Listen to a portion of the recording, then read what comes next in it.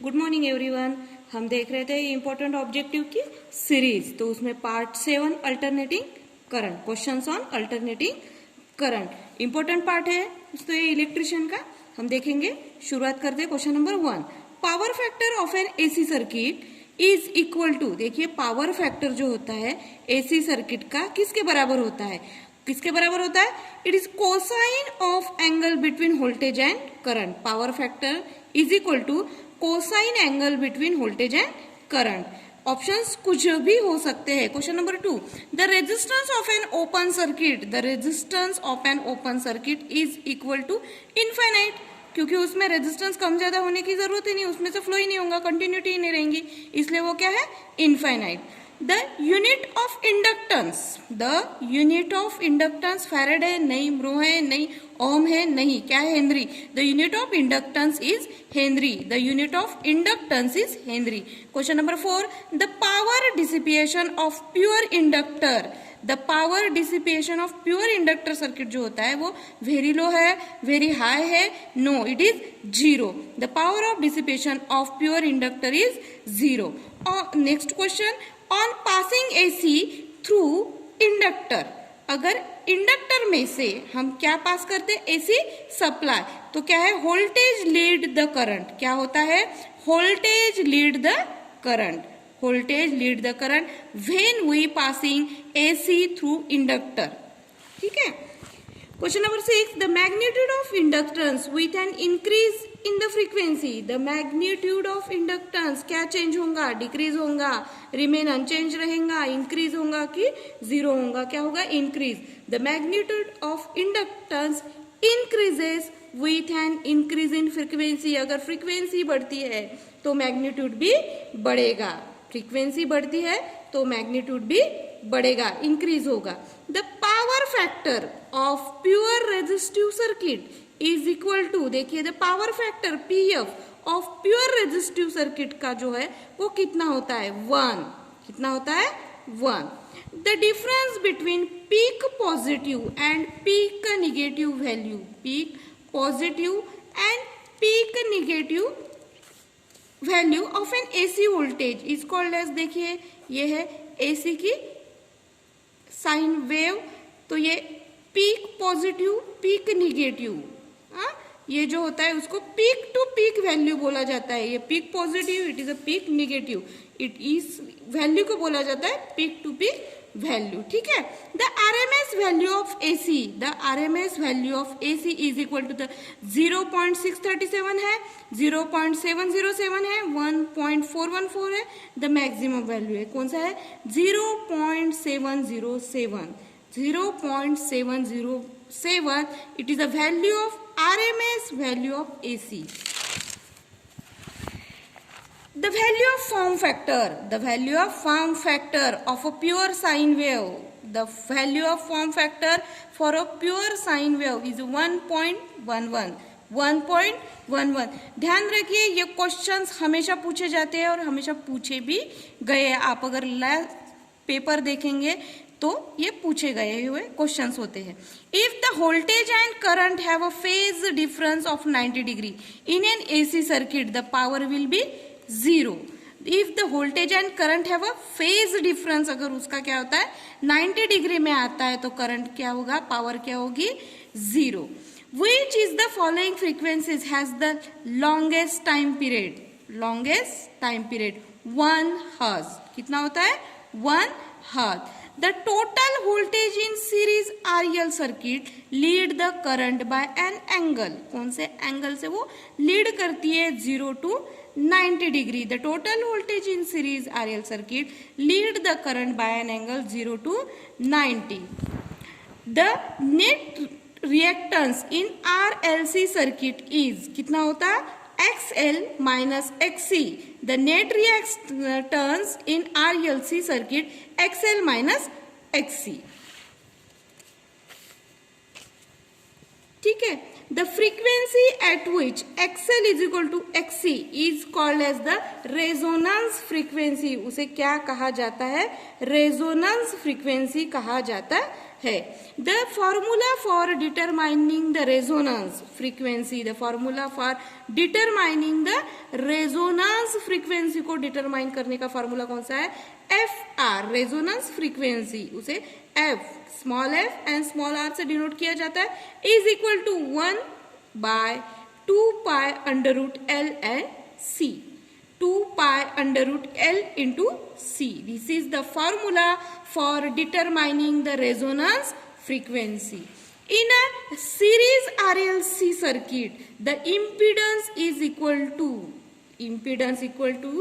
minimum and current is equal to the maximum at the resonance. The power factor is defined as ratio. Power factor किसका ratio define करता है? किसका ratio define करता है? Volt amperes to watt, मतलब power volt ampere to watt. The power of an inductive circuit can be improve by connecting capacitor to it in. देखिए power factor जो होता है इंडक्टिव सर्किट का, अगर हमें इम्प्रूव करना है तो हमें कैपेसिटर्स कैसे लगाने चाहिए? पैरेलल में लगाने चाहिए. What is the power factor of pure resistive circuit? Pure resistive circuit का क्या है? Pure resistor circuit का power factor क्या है? 1.0. Next question, the power factor in an AC single phase. AC single phase का power factor कैसा denote होता है या क्या होता है? Cos phi is equal to R by Z. Cos theta is equal to R by Z. The power factor is defined as the ratio. Power factor किसका ratio define करता है? True power divided by apparent power. क्या define करता है ratio? cos theta is equal to power factor is equal to true power divided by apparent power. It is a right answer. Which supply source change the polarity constantly? Which supply source changes the polarity constantly? AC supply, जिसकी definition ही हमें की है कि AC supply किसे कहते हैं? जो अपनी डायरेक्शन और कीमत हमेशा क्या करता है? बदलता रहता है. AC supply. Inductive reactance of an inductor. Inductive reactance of an inductor किससे डिनोट होता है? XL is equal to 2 pi FL. इससे हम कैलकुलेट कर सकते हैं XL, inductive reactance 2 pi FL. The formula for calculation capacitive reactance XC of the AC circuit. AC circuit का अगर XC कैलकुलेट करना है, कैपेसिटिव रिएक्टेंस कैलकुलेट करना है, तो कौन सा फॉर्मूला ये रहेगा? XC is equal to 1 divided by 2 pi FC ohm. XC, ठीक है. कैपेसिटिव रिएक्टेंस अगर कैलकुलेट करना है तो 1 डिवाइडेड बाय 2 पाई FC और उसका यूनिट है ohm. A single phase domestic AC supply voltage in India. अपने भारत में सिंगल फेज जो डोमेस्टिक सप्लाई यूज किया जाता है, कितना यूज किया जाता है? 230 volt. What is the opposite term of conductance? Conductance क्या ये करता है? डिनोट करता है हमें कि ऐसा घटक जो क्या करता है? करंट बहने में मदद करता है. तो उसका अपोजिट क्या होगा? रेजिस्टेंस, जो अपोज करता है. ठीक है. What is the opposite term of conductance? Resistance is the right answer. Question number 30. What is the form factor of pure sine wave? What is the form factor of pure sine wave? 1.11. ये question बहुत बार पूछा गया है. Question number 31. Non sinusoidal waveform are made up from. जो non sinusoidal waveform होती है वो कैसे तैयार होती है? डिफरेंट साइनिसोइडल वेवफॉर्म से. डिफरेंट साइनिसोइडल वेवफॉर्म से. Question number 32. In a three phase system fifth harmonic has a negative phase sequence of RYB. RYB जो अपने फेज होते हैं उसमें fifth harmonic has a negative phase. And alternating current and voltages are represented by straight line. With an arrow head to represent the magnitude and direction. उसे क्या कहा जाता है? Vector quantity. कोई भी ये होती है जिसके ऊपर जो क्वांटिटी होती है उसके ऊपर क्या करते हैं हम? एरो, हॉरिजॉन्टल एक एरो देते हैं, उसको क्या कहा जाता है? Vector quantity. ठीक है।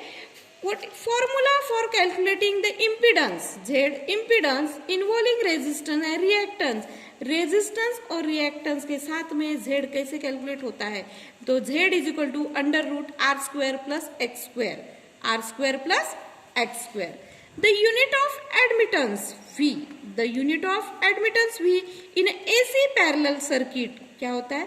NHO, small n, small h, small o, no। By 2 wattmeter method we can determine, अगर दो wattmeter मेथड से हम क्या क्या डिटरमाइन कर सकते हैं? अपरेंट पावर निकाल सकते हैं, रिएक्टिव पावर निकाल सकते हैं, ट्रू पावर निकाल सकते हैं। Yes, we can calculate all of the above we can calculate by 2 wattmeter method. Reciprocal of the frequency is known as, frequency के रेसिप्रोकल को क्या कहा जाता है? Time period. Reciprocal of frequency is known as time period.